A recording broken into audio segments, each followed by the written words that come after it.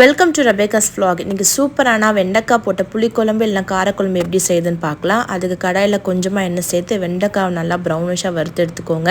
அப்படியே வறுக்காமல் போட்டிங்கன்னா குழம்பு ரொம்ப குழக்குழன்னு ஆகிடும். அப்புறம் அதே கடாயில் பார்த்திங்கன்னா நல்லா தாராளமாக எண்ணெய் சேர்த்துக்கோங்க. காரக்குழம்பு மட்டும் நிறைய எண்ணெய் சேர்த்து தான் நல்லாயிருக்கும்.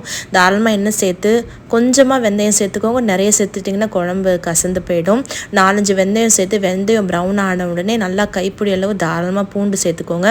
பூண்டு நல்லா வறுப்பட்ட உடனே வெங்காயம் கருவேப்பிலை சேர்த்து நல்லா வதக்கிக்கோங்க. நல்லா வெங்காயம் ப்ரௌனிஷாக வதங்கி வரணும். அது எண்ணெயிலே வதங்கணும், அதான் டேஸ்ட்டு.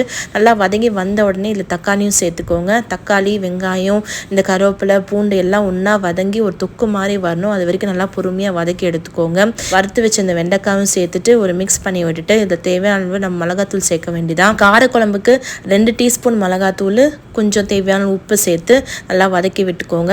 எண்ணெயிலே சிம்லே வச்சு இந்த மசாலா வதங்கி பிரிஞ்சு வரும்.